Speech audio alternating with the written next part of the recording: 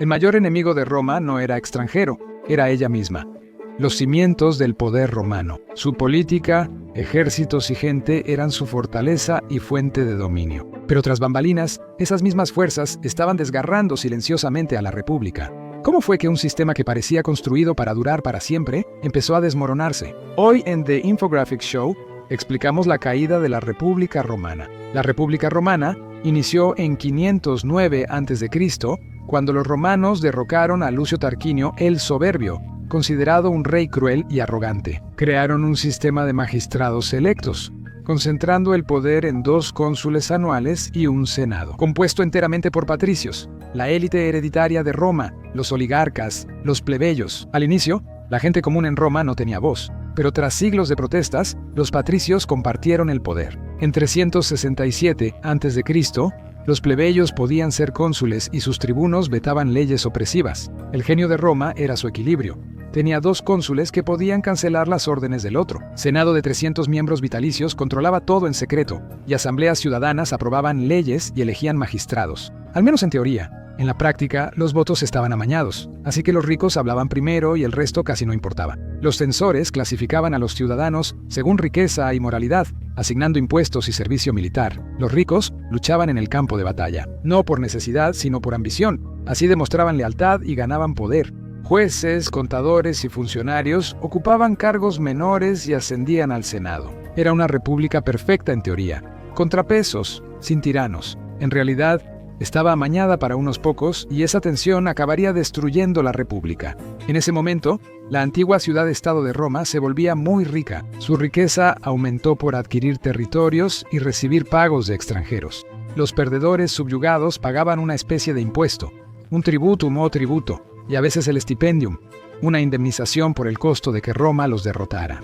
A los romanos les gustaban sus impuestos. Por eso funcionaban tan bien como potencia.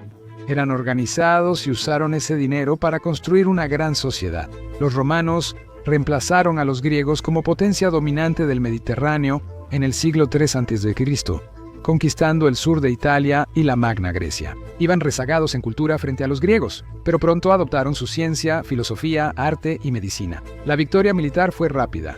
Roma derrotó a los macedonios, expulsó a los cartagineses de Europa y saqueó Cartago, ampliando su dominio al norte de África. Vivían en guerra, saqueando ciudades, causando masacres y capturando esclavos. Las mujeres iban a los hogares, los hombres a campos y minas, y los griegos educados enseñaban a niños o entretenían a la aristocracia. Durante siglos, hicieron que sus enemigos se arrodillaran y aprendieron de todos los que sometieron. Habían visto cómo las ciudades-estado griegas alguna vez pelearon entre sí, así que construyeron un sistema centralizado en lugar de ciudades rivales separadas. Unificaron Italia bajo un gobierno y compartieron identidad romana. Aliados o vencidos podían esperar obtener ciudadanía romana. Mientras los griegos fallaron por su división y xenofobia, los romanos premiaban la lealtad. Eran un pueblo pragmático que creaba burocracia, infraestructura y leyes, formando una sociedad civil que sobrevivía a cualquier líder. Fue un gobierno creado para evitar tiranos. Los griegos inspiraron al mundo con su conocimiento, pero los romanos sabían gobernarlo. Roma se volvió un faro de buen gobierno. La riqueza trajo desigualdad y al crecer, también aumentaba la población. La mayoría vivía en la miseria, mientras la élite se alejaba a grandes propiedades para mantener su privilegio. Los corruptos compraban votos y sobornaban a funcionarios de todos los niveles. Crearon leyes para limitar el lujo y evitar que los ricos compraran la mejor tierra, pero el dinero daba flexibilidad. Las leyes se abusaban o ignoraban y el problema de la tierra creció. Roma era una sociedad agraria. Dependió siglos de la agricultura para alimentar a su gente. Al volverse más poderosa y crecer su industria naviera, comenzó a comerciar por todo el Mediterráneo. Con la expansión de Roma, los ricos compraban esclavos para trabajar en grandes haciendas y minas. Las empresas familiares ya no competían con las granjas de la élite. Estos agricultores plebeyos, que durante cientos de años fueron la columna vertebral de la República, ahora estaban siendo expulsados de sus tierras. Mientras más dinero tenías, más esclavos comprabas y tu negocio crecía más. Los senadores no podían lucrar con el comercio, pero los ecuestres, su clase inferior, dominaban los negocios en Roma y dirigían las ganancias hacia ellos cuando las leyes lo permitían. Había juicios por corrupción, pero con suficiente dinero la justicia se podía comprar. El capitalismo había impulsado un progreso notable en Roma, pero también había dado origen a algo más oscuro, la avaricia. El hombre común luchaba por mantenerse, mientras los prestamistas ofrecían dinero con altos intereses. No podían competir, sobre todo al aumentar impuestos. Los gobernadores recaudaban impuestos para financiar guerras, pero se quedaban gran parte sin beneficiar a los plebeyos. Esa lucha solía estar lejos. Querían volver a sus granjas. Si la guerra duraba tanto como la Segunda Guerra Púnica, del 218 al 201 a.C., era casi imposible mantener una granja funcionando. Cuando volvían, los élites ya habían comprado la tierra y sus esclavos trabajaban gratis. Según Plutarco, se aprobaron leyes para impedir que los élites adquirieran más de 500 acres, pero los ricos simplemente pagaban sobornos o encontraban vacíos legales y los pobres se volvían prácticamente inútiles. En Roma, la mano de obra gratuita era tanta que los esclavos extranjeros superaron a los plebeyos. Era casi imposible hallar trabajo, pues más agricultores caían en la miseria. Dejaron el campo y buscaron trabajo en la ciudad como jornaleros. Podían trabajar construyendo acueductos, baños o caminos como artesanos o artistas, pero no todos hallaban empleo. Muchos sobrevivían solo con grano gratuito. Para mujeres solas era casi imposible sobrevivir. Roma tenía muchos burdeles y la mayoría de las prostitutas eran esclavas o mujeres liberadas. Aún así, cuando los tiempos eran difíciles, las ciudadanas podían recurrir a vender sus cuerpos, esperando ser lo suficientemente atractivas como para convertirse en acompañantes de alto nivel para los hombres. En situaciones similares, algunas recurrían a la mendicidad, peleas de gladiadoras, trabajo como guardaespaldas o, en casos, al crimen, como en Inglaterra. Siglos después, al inicio de la Revolución Industrial, los excampesinos más pobres de Roma se concentraron en barrios marginales y sucios. Perdieron la fe en el sistema. Siempre se les había dicho que siguieran el código de deber, modestia y sacrificio. Pero, ¿qué veían ellos? Pobreza, desesperación y hombres en el servicio público que aparentemente solo se preocupaban por su propio enriquecimiento. Plinio el Viejo la llamó una receta para el desastre social. Destruía a un gran estado, no solo por el sufrimiento de sus ciudadanos, sino porque la cultura romana era engañada. Eso dijo él. La romanidad estaba muriendo para él y muchos más. Los romanos se veían superiores a los forasteros y pensaban que más extranjeros causarían decadencia moral. Pero en realidad enriquecían a los ricos, por eso los aceptaban. Los políticos intentaron calmar el descontento con los juegos. Hacían combates de gladiadores para distraer de la pobreza y corrupción. Pan y circo. Durante las guerras púnicas, estos espectáculos violentos se volvieron entretenimiento popular regular. La vida era difícil para los pobres, pero el pan gratis y la brutalidad frecuente hacían que muchos no notaran la gran desigualdad que vivían. Si un miembro de la élite organizaba más eventos, se volvía más popular y obtenía más votos. A medida que las calles oscuras por la noche se volvían más peligrosas, los políticos se rodeaban de pandillas de guardaespaldas personales. Por el precio justo, estos hombres acosaban, mataban, incendiaban o impedían que una persona muy importante llegara a un lugar clave. Publio Claudio Pulcro, tribuno de la plebe, formó un imperio de pandillas callejeras capaces de intimidar, causar disturbios o matar si era necesario. Sus turbas chocaban constantemente con las de Tito Annio Milo, un político rival también hambriento de poder. Milo, un amigo del estadista. Cicerón fue exiliado tras ser acusado de asesinar a Pulcro y luego murió por una pedrada al rebelarse contra Julio César. Eso solo muestra lo peligrosa que era la vida. Los asaltos, asesinatos y la guerra de pandillas en las calles ya eran comunes. A veces asesinaban senadores a plena luz del día y nadie intervenía mientras las casas ardían hasta los cimientos.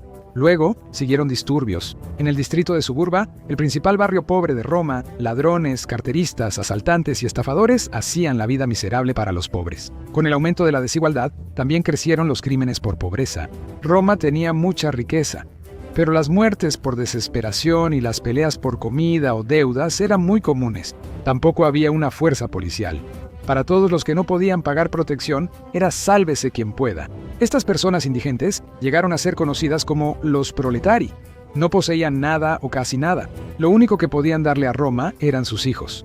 Estaban exentos del servicio militar, pero podían ser llamados en caso de emergencia. Tenían muy pocos derechos de voto, pero estaban justo por encima de los esclavos en la escala social. Las calles de Roma estaban llenas de ellos. La ciudad estaba al borde del colapso, y entonces la Buena República dio paso al caos total. Aquí es donde entran en la historia los hermanos Graco, Tiberio y Gayo, quienes no estaban nada contentos con lo que veían en Roma. Tiberio, el mayor, Fue casi un héroe popular en la Tercera Guerra Púnica. Se decía que fue el primer romano en escalar los muros de Cartago y vivir para contarlo. En la política, los hermanos defendían a los plebeyos como miembros de los populares, activistas progresistas y a veces violentos que promovían reformas para ayudar a los pobres de Roma. Actualmente, los hermanos son considerados héroes socialistas romanos o demagogos populistas. Sea cual sea la verdad, hicieron mucho bien. Tiberio propuso redistribuir tierras legalmente, quitando a los ricos, incluidos senadores, para devolverlas a las masas sin tierra. Como muestra la historia, repartir tierras de la élite a los pobres es un riesgo. Así lo vivieron los hermanos Graco. Ambos tuvieron finales violentos. Tiberio fue asesinado en 133 a.C. con sus seguidores y Cayo en 121 a.C. prefirió morir antes que sufrir el destino de su hermano. Los seguidores de Cayo, como Tiberio, fueron asesinados a golpes con sillas. Algunos relatos afirman que ejecutaron a 3.000 hombres, pero muchas reformas se mantuvieron. Los historiadores dirían que matar rivales políticos se volvió parte del sistema. Si no podías vencerlos, mátalos. Roma siempre fue violenta, pero ahora los políticos mataban. Cicerón escribió que la muerte de Tiberio dividió a un pueblo unido en dos grupos distintos. Los ricos buscaban mantener su poder y los pobres pedían justicia. Esto dio lugar a más populismo. Con una masa enojada detrás de un político, un hombre podía ascender en las filas. Roma se volvió polarizada. Los optimates se consideraban guardianes de la tradición, la ley y la autoridad del Senado. Los populares, en cambio, se veían como defensores del pueblo contra la injusticia. Es complicado saber quiénes actuaban por el bien común y quiénes por interés propio.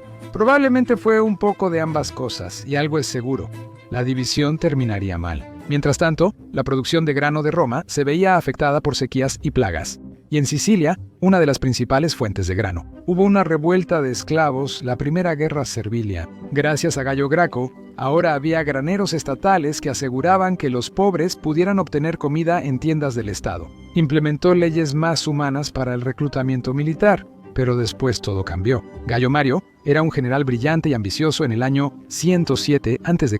durante la guerra contra Yugurta en el norte de África. Él implementó reformas que transformarían Roma para siempre. Abrió el reclutamiento del ejército a hombres pobres sin tierras, que solo tenían sus cabezas. Por primera vez, los ciudadanos más pobres pudieron unirse a las legiones romanas, proceso llamado proletarización. Puede sonar progresista y a los soldados les agradó. Mario los apoyaba. Con esa lealtad, un general reunía muchos seguidores, lo que en Roma podía causar problemas. Los nuevos soldados ya no servían a la República por deber cívico, servían a su comandante. Mario los equipaba, entrenaba y pagaba bien. Al volver de las campañas, lo buscaban a él para tierras, pensiones y recompensas, no al Senado. Así que lo que antes había sido una milicia ciudadana se había convertido en un ejército profesional permanente, y su lealtad era hacia el hombre que lo dirigía. ¿Eso podría ser abusado? Claro, después de todo, esos hombres eran ferozmente leales. ¿Qué habían recibido los soldados de generaciones anteriores cuando regresaban a sus granjas? Élites dueñas de esclavos que los dejaron sin trabajo, o barrios bajos y promesas políticas vacías. Por siglos, los romanos lucharon por Italia y al final ganaron. Las ciudades-estado pequeñas se gobernaban solas, pero sus hombres debían apoyar a Roma en campañas militares. Aún así, no se les hacía ciudadanos, aunque las legiones de Roma ahora tenían más aliados en sus filas que romanos. Era una receta para el desastre, y luego el desastre llegó. No es seguro si se rebelaron por la ciudadanía. Quizás solo se cansaron de estar bajo la sombra de Roma. Eran italianos con culturas únicas. Las rebeliones se sofocaron, y como parte del acuerdo, más italianos obtuvieron la ciudadanía romana. Publio Sulpicio Rufo, tribuno de la plebe apoyado por multitudes, defendía otorgar ciudadanía a más forasteros, lo que implicaba cambiar la composición del electorado. Eso podía cambiar el resultado electoral, y a las élites no les gustaba la idea. La lucha trajo a Roma miles de ciudadanos, pero también devastó Italia y obligó a la República a reclutar grandes ejércitos. Uno de los comandantes de Roma era Lucio Cornelio Sila Félix, conocido simplemente como Sila, general brillante de familia patricia en decadencia. Sirvió bajo Mario y ahora buscaba hacerse un nombre propio. En el este, luchando. El rey Mitrídates VI del Ponto, de origen griego e iraní, era poderoso y despiadado. Acababa de masacrar a decenas de miles de romanos. Vencerlo sería uno de los mayores triunfos de Roma y podría volver a Sila rico, famoso e inmortal. Cuando fue elegido por el Senado para liderar la campaña, Mario, viejo pero aún hambriento de gloria, usó a sus aliados políticos para transferir el mando a sí mismo. Contó con la ayuda de Sulpicio Rufo, después de que prometió apoyar el controvertido proyecto de ley de ciudadanía de Sulpicio. Como puedes imaginar, Sila no estaba impresionado. Iba a perderse mucho dinero. En Roma, Mario y Sulpicio parecían realizar una toma de poder populista. Ese proyecto de ley, rechazado por el Senado, quitaría el voto a las antiguas familias de élite. Estas élites creyeron que Sila podía solucionar todo. Mientras tanto, las turbas de Sulpicio y los seguidores de Sila se amotinaron en las calles, furiosos por su marginación. Y ahora, con el respaldo de la élite, Sila hizo algo que ningún general romano había hecho jamás. Giró sus legiones desde el sur de Italia hacia la propia Roma. ¿Por qué no? Tenía fuerza militar. Marcharon sobre la ciudad, eliminando a quienes se interpusieron. Nadie lo esperaba. Mario no tenía tropas en la ciudad. Fue fácil para Sila. Mario huyó, pero algún día volvería. Roma caía por corrupción y desigualdad, y ahora enfrentaba un golpe militar. La Gran República no se veía nada bien. Un lugar antes orgulloso de sus leyes y virtud cívica, ahora estaba en caos y dominado por la fuerza. Sila declaró enemigos del Estado a Mario, Sulpicio y muchos de sus seguidores y tomó el control de la ciudad. Les aseguró que no era un tirano, que actuaba por orden y sabía qué era lo mejor para ellos, y que nadie se atrevía a enfrentarlo. El Senado aprobó una lista de 12 enemigos extranjeros del anfitrión para ser asesinados y confiscar sus bienes. Sulpicio y Mario encabezaban la lista. Los demás eran tribunos, salvo un patricio. La mayoría huyó a España o África, y Sila envió cazadores de recompensas tras ellos. La democracia se redujo a élites atrincheradas enfrentando a reformadores populistas. Lo que Sila hizo sentó un mal precedente sobre el gobierno, mientras luchaba contra Mitrídates en el este. Mario volvió a Roma en secreto, provocando más asesinatos y venganza. Cuando Sila finalmente regresó, la ciudad estaba empapada en sangre, y Mario se había ido de nuevo para restaurar el orden. Sila se nombró dictador, pero no por los tradicionales 6 meses, según dijo. Su solución a la oposición política fue un terror simple pero efectivo. Publicó listas de enemigos y cualquiera en ellas podía ser asesinado al instante. Les confiscaban propiedades, arruinaban familias. Miles murieron y otros se enriquecieron delatando a conocidos y rivales. Sila hacía que sus hombres clavaran avisos en las paredes con todos los nombres, ofreciendo enormes recompensas a quien le llevara cabezas. Incluso ofreció libertad a los esclavos que mataran a sus amos buscados. Él mismo decapitó a algunos a la antigua usanza con un hacha, y a veces hacía que sus cuerpos fueran mutilados y arrastrados por las calles. Ayudar a los buscados era castigado con la muerte. En Roma, eso solía ser algo lento y público, por lo que algunos optaron por la verdadera salida fácil en este caso. Los aliados cercanos de Sila recibieron grandes recompensas, como su joven general Pompeyo Magno o Pompeyo, quien participó en la cacería. Táctica previsora, pues su familia fue aliada de Mario. Pronto sabrás más sobre Pompeyo, como sobre Adolfo Hitler. Miles de años después, Sila dijo que salvaba a la República restaurando el orden a la antigua, con fuerza bruta. En realidad, su dictadura destruyó el Estado de Derecho. Demostró que el poder ya no venía de las leyes o las elecciones,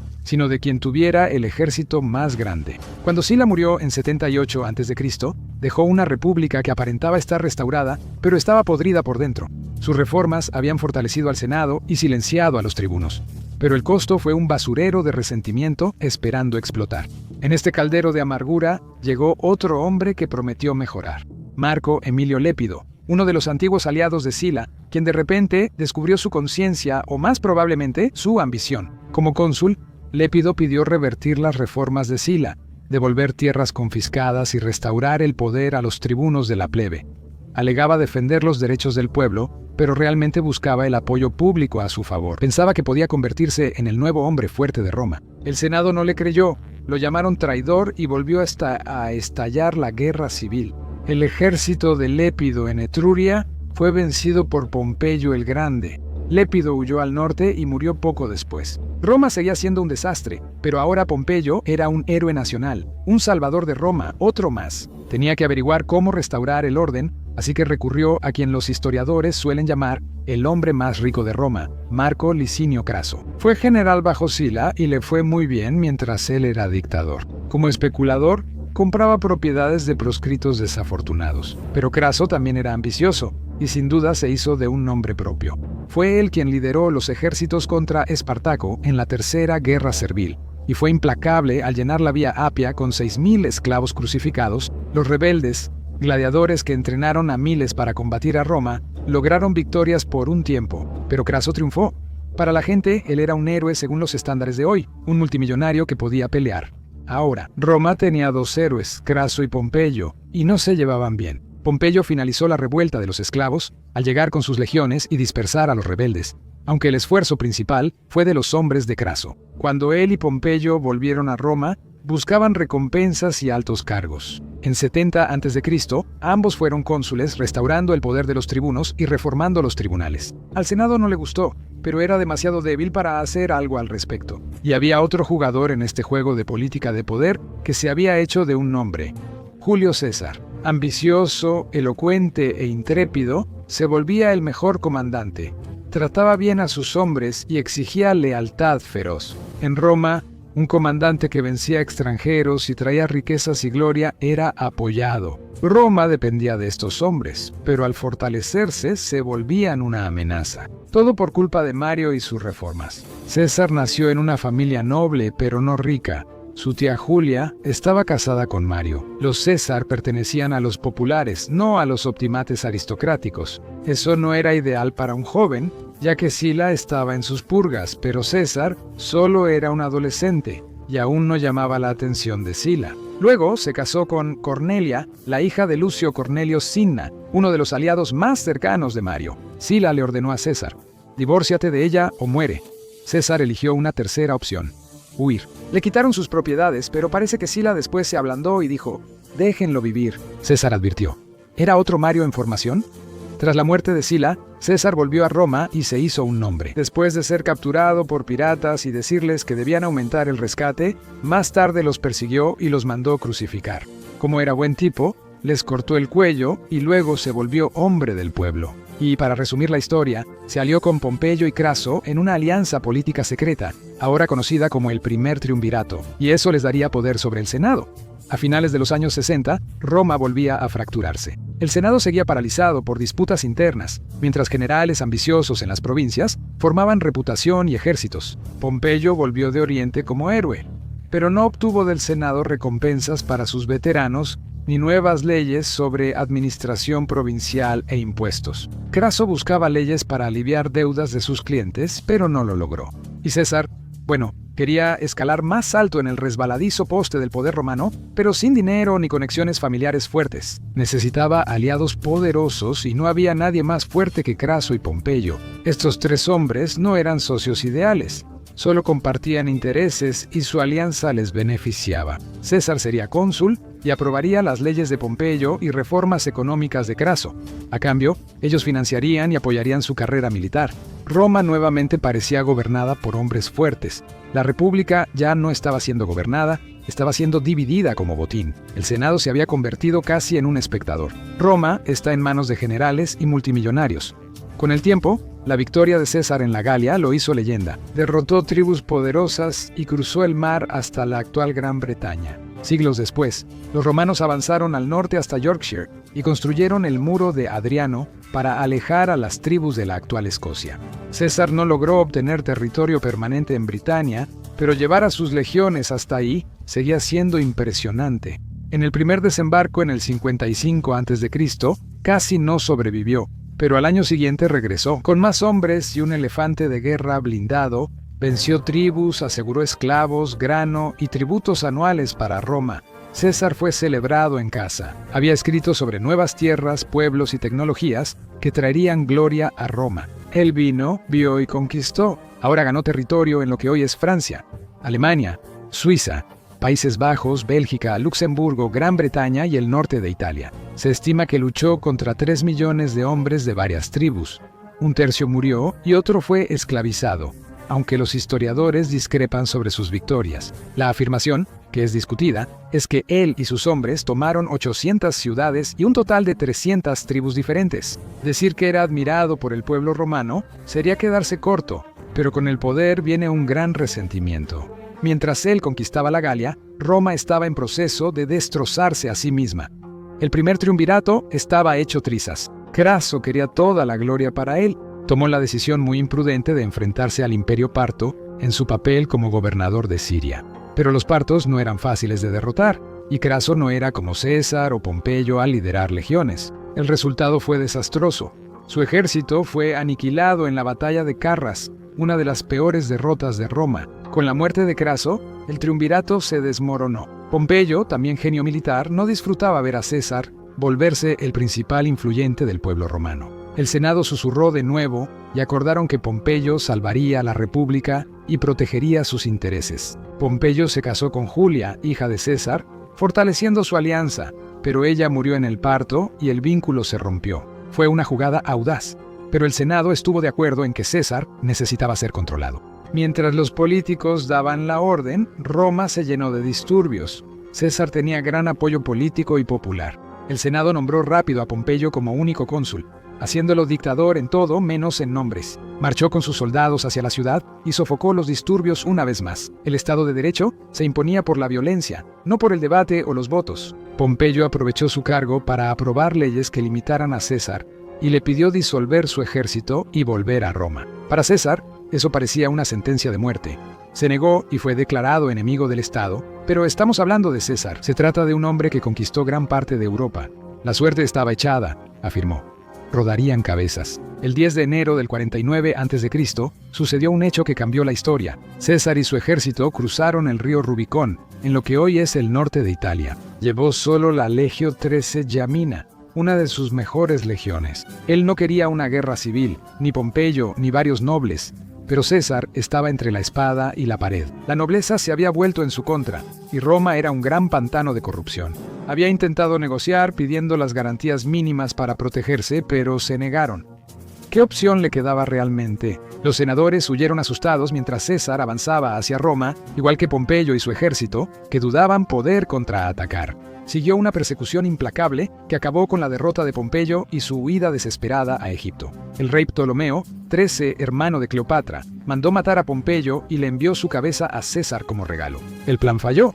César se enfureció y planeó la guerra. Ya en Roma, hizo lo impensable. Perdonó a la mayoría de los hombres que se habían puesto en su contra, incluido el político Marco Junio Bruto. Con su aliado Marco Antonio a cargo, César fue a Egipto y derrotó a los alejandrinos. Instaló a Cleopatra y a su hermano menor en el trono. Era progresista y querido, pero esto era Roma. César consolidó su poder doblando las reglas. Llenó el Senado con nuevos miembros leales a él y puso límites de mandato a los gobernadores. Empezaba a parecer un dictador.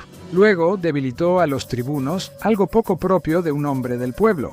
Y en un festival de fertilidad llamado Lupercalia, durante las celebraciones, Marco Antonio le puso una corona en la cabeza, diciendo: «El pueblo te la da a través de mí». Muchos senadores coincidieron en que debía ser detenido, y sucedería el 15 de marzo, los Idus de marzo, una fecha que, para los romanos, a menudo se reservaba para pagar deudas. En el gran día, senadores y aliados se reunieron en el teatro de Pompeyo, sede del Senado esa jornada. Esperaron mucho, pero César no llegó. Quizá la razón sea una leyenda, pero se dice que su esposa, Calpurnia, se despertó esa mañana después de una pesadilla en la que él había sido asesinado y le suplicó que no fuera. Un amigo cercano de César le aconsejó ignorar los presagios y entrar al Senado. Antonio siguió a los demás a la reunión, pero al entrar, alguien lo agarró y lo llevó a otra habitación. César, sin saberlo, se sentó y recibió una petición para revisar. A su alrededor estaban hombres que él creía que eran colegas, pero en realidad eran conspiradores, con dagas ocultas bajo sus togas. El senador Tilio Cimber fue quien primero actuó, jalando la toga de César hacia abajo. César gritó: «¿Por qué esto es violencia?». Luego Casca lo apuñaló en el cuello. César lo tomó y dijo: «Casca, villano, ¿qué haces?». Y después, unos 60 se abalanzaron, incluyendo a Bruto, a quien César amó como a un hijo. Fue una puñalada tras otra, tras otra. En total, 23 heridas. Dicen que sus últimas palabras a Bruto fueron: «¿Tú también, hijo?». Mientras César yacía en su sangre, los conspiradores marcharon por las calles gritando: «¡Pueblo de Roma, somos libres!». Pero en lugar de vítores recibieron puños. Edificios incendiados, personas asesinadas y la República sumida de nuevo en caos sangriento. Pronto, un segundo triunvirato llenó el vacío de poder.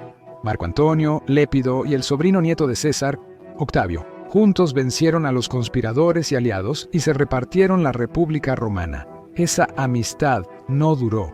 Antonio, enamorado de Cleopatra, entró en guerra con Octavio. Después de perder en Accio en 30 a.C., él murió en brazos de Cleopatra, mientras que ella, según la leyenda, murió por una de sus serpientes, aunque algunos creen que tomó veneno.